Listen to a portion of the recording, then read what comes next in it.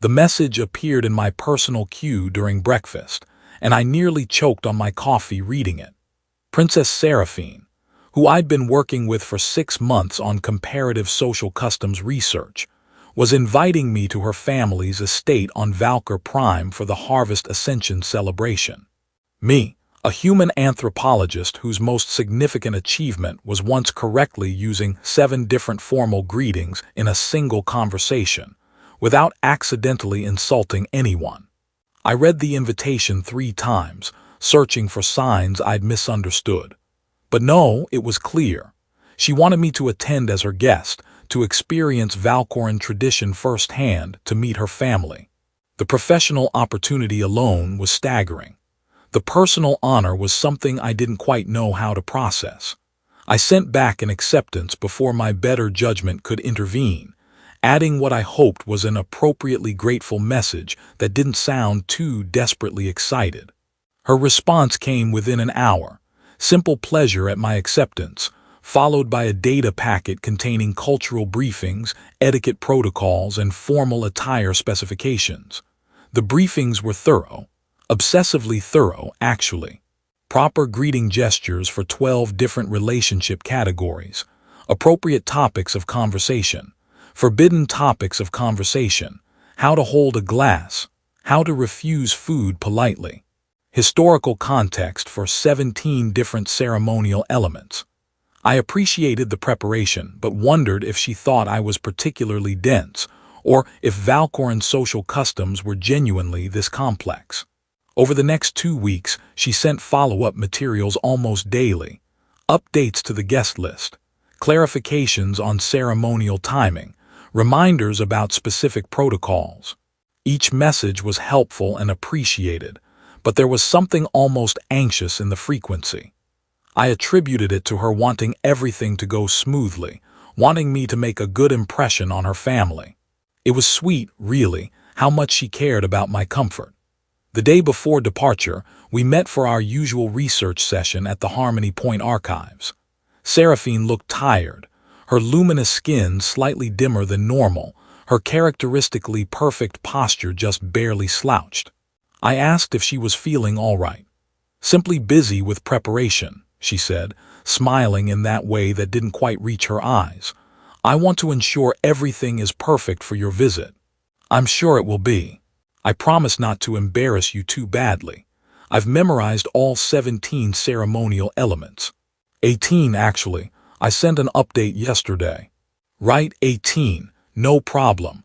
I was definitely going to embarrass her." On the transport down to Valkyr Prime, she sat beside me watching the planet grow larger through the viewport. I tried making conversation about the landscape, the architecture visible from orbit, but her responses were distracted. Her ears, those elegant pointed ears I'd learned to read as easily as human facial expressions, angled backward, a sign of stress or worry. "Seraphine, are you sure everything's okay? If this is too much trouble, if your family would prefer." "No." She turned to me quickly and her hand found mine with surprising urgency. "I want you there, truly, She paused, seemed to reconsider her words. "I want you to remember that you can leave. At any time. If you feel uncomfortable, if anything seems wrong, please tell me immediately." It was an odd thing to say, but I squeezed her hand reassuringly. "I trust you. It's going to be fine." Her expression suggested she wished she could believe that. The estate stole my breath, buildings that seemed grown from living crystal, gardens where plants shifted colors in response to proximity, water features that defied gravity in ways that made my head hurt. Seraphine's family waited in the formal receiving courtyard, arranged in careful hierarchy that my briefings had prepared me for, but hadn't quite captured the intimidating reality of. The Duke, her father, greeted me with precisely calibrated courtesy. Not warm, not cold, exactly the formal politeness due to a guest of uncertain status. Her mother was warmer, genuine kindness in her eyes as she welcomed me. But her younger brother, Taloran, watched me with barely disguised contempt, his jaw tight as he performed the minimum required greeting gestures. "A human," he said to no one in particular. How progressive. Taloran. Seraphine's voice carried warning. I'm simply observing, sister. Father invited all manner of guests this year. Why not include every novelty available? I smiled like I hadn't noticed the insult. I'm honored by the invitation. Your home is extraordinary. Other nobles arrived throughout the afternoon, a carefully curated collection of allies, rivals, and political necessities. I noticed how they looked at me, not with curiosity but with calculation. Whispered conversations paused when I passed. Eyes tracked my movements with uncomfortable intensity. This wasn't normal xenophobia. This felt specific. The formal dinner was a masterclass in subtle hostility. I'd been seated in a position of moderate honor, close enough to the family to be acknowledged, far enough to mark my outsider status. The nobleman to my left ignored me completely. The court advisor across the table made pointed conversation about human expansion into traditionally Valkoran territories, and the concerning pattern of cultural contamination. Fascinating perspective, I said carefully. Though I'd argue cultural exchange benefits all parties when approached respectfully. Does your government share that view? The advisor's smile didn't reach his eyes. Recent incidents suggest otherwise. What incidents? I looked to Seraphine for clarification, but she was suddenly very focused on her plate. The territorial violation last month, the damaged ships, Valkoran casualties. The advisor spoke like I should know this, like I was feigning ignorance. Surely your people briefed you before sending you here. I wasn't sent, I was invited, as a researcher, not a representative. How convenient to claim academic neutrality while gathering intelligence. Advisor Kelmer, please. Seraphine's mother intervened gently. This is a celebration, not a tribunal. But the damage was done. The rest of dinner passed in stilted conversation, and I felt every eye in the room assessing whether I was a spy, a fool, or something worse. When the meal finally ended, Seraphine appeared at my elbow and guided me quickly away from the dispersing guests. We walked in silence through corridors that seemed to stretch forever, until we emerged in a private garden where bioluminescent flowers provided the only light. The moment we were alone, her composure shattered. I'm so sorry. Marcus, I'm so sorry. I should have told you, should have warned you properly. I hoped it wouldn't be this bad. Seraphine, what's happening? What territorial violation? What casualties? She sank onto a stone bench, her hands trembling. Everything is worse than I let you believe. Seraphine explained it all in the garden's privacy, words tumbling out like a dam breaking. 3 weeks ago, a human merchant vessel had allegedly crossed into restricted Valkoran space. The Valkoran patrol that intercepted them claimed the humans ignored hailing frequencies and attempted to flee. The humans claimed their navigation systems malfunctioned and they complied immediately. Somehow, the confrontation escalated. Shots were fired. 2 Valkoran ships sustained damage. 3 crew members were injured, 1 critically.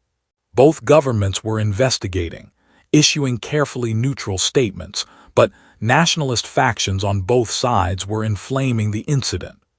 Human media portrayed it as Valkoran aggression against innocent merchants. Valkoran media framed it as human territorial expansion testing boundaries. The truth was probably somewhere in the middle, but truth wasn't what drove political narratives. I invited you before any of this happened, Seraphine said quietly. When relations were strained but stable. By the time the incident occurred, you'd already accepted, preparations were underway, and I thought, stupidly, that maybe your presence could help. That showing my family and the court that humans could be trusted, that friendships were possible, might ease tensions instead of worsening them. But it backfired. Spectacularly, my father is furious. He believes I'm making a political statement at the worst possible time. Taloran thinks you've manipulated me, that I'm too naive to see human ulterior motives. The advisors question my judgment. And there are factions. She stopped, fear evident in her expression. There are nobles who see your presence as an opportunity to make a statement, to demonstrate Valkoran's strength by humiliating or harming a human under our hospitality. The garden suddenly felt much colder. You're saying I'm in actual danger. I'm saying I brought you into a political situation far more volatile than I admitted. That people are watching, waiting to see what happens. That your safety is not guaranteed despite my family's nominal protection. She met my eyes and I saw genuine terror there. You should leave. Tomorrow morning, before the main ceremony when the most hostile nobles arrive. I'll arrange transport, make excuses about academic obligations, ensure your reputation remains intact. What about your reputation? That's already compromised. Protecting you now is the only way to salvage anything. I should have agreed immediately, should have thanked her for the warning and accepted the escape route. But instead, I found myself asking, what were you hoping to accomplish? Originally, I mean. What was the best-case outcome when you invited me? She smiled sadly. That my family would see what I see. That humans aren't the threat they've been taught to fear. That building connections across differences is possible and worthwhile. That friendship can exist outside political convenience. She laughed without humor. Naive, wasn't it? Or brave? I sat beside her on the bench. Seraphine, if I leave now, what message does that send? That humans run when things get difficult. That friendships aren't worth risk. That everyone who thinks cross-species trust is impossible was right all along. It sends the message that you're sensible and value your safety. I'm a cultural anthropologist. Sensibility isn't exactly my defining trait. I took her hand, felt it trembling in mine. You took a risk inviting me, a real one. If anything happens to me here, you're held responsible, right? Your political standing, your family's reputation, everything. Yes. So you've been carrying that fear alone, trying to protect me while navigating your family's anger and court politics, and the possibility that your judgment might get someone hurt. When you phrase it that way, my choices sound remarkably foolish. Or remarkably brave, I repeated. Let me stay. Let me help prove that your initial instinct was right. We argued in that garden until the bioluminescent flowers began to dim with approaching dawn. Seraphine insisted leaving was the only rational choice. I countered that rationality was overrated when principles were at stake. She pointed out that dead martyrs proved nothing. I suggested that living cowards proved even less. Around the 4th hour, we stopped arguing and started planning. The main ceremony was unavoidable. The central event of Harvest Ascension, where the Duke formally acknowledged allies and addressed the assembled nobles. My presence would be noted regardless of whether I attended or fled, so we decided I would attend visibly at Seraphine's side, not hiding or apologizing, but demonstrating exactly what she'd hoped to show, that humans and Valkorans could stand together despite political tension. If someone makes accusations, don't engage defensively, Seraphine coached. Acknowledge their concerns, express genuine regret for casualties, but don't accept responsibility for actions you didn't commit. So diplomatic honesty, so terrifying vulnerability that might get you killed or might earn respect. Honestly, I'm not certain which. That's comforting. The ceremony hall was even more intimidating than I'd imagined.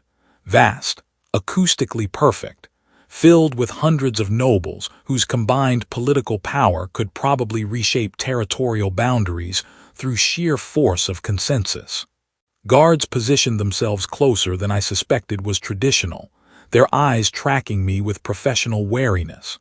The ritual began with traditional elements I'd memorized, offerings to seasonal spirits, acknowledgement of harvests and challenges, the Duke's formal recognition of honored guests. When he mentioned my name among visiting dignitaries, the room's temperature seemed to drop several degrees. Whispers rippled through the assembly. Then came the gift exchange, where nobles presented symbolic offerings representing their houses and values. I'd prepared something simple, a recording of human harvest songs from various cultures, meant to show parallel traditions across species. But before I could present it, a noble I didn't recognize stood and requested permission to speak. "Your Grace, I must address the presence of the human among us." His voice carried clearly. In this time of tension, when Valkoran blood has been spilled by human aggression, having such a guest suggests either dangerous naivety or deliberate provocation. I questioned the wisdom. I stood before Seraphine could respond. My legs felt unsteady, but I kept my voice level. "May I address the assembly?" The Duke looked surprised but nodded permission. Every eye in the hall locked onto me. I'd never been more terrified in my life. "I'm aware of the recent incident and the Valkoran casualties. I want to state clearly, I grieve those injuries. Most humans would share that grief. Violence serves neither our people's interests nor honors the victims." I paused, choosing words carefully. I'm not a government representative.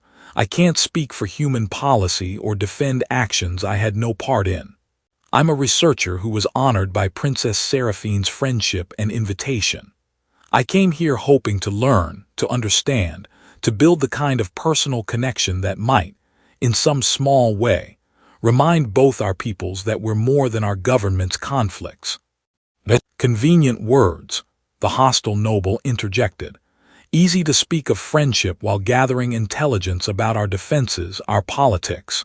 If I wanted intelligence, I wouldn't have spent 6 months arguing with Princess Seraphine about proper tea ceremony protocols, and whether human humor translates effectively across species.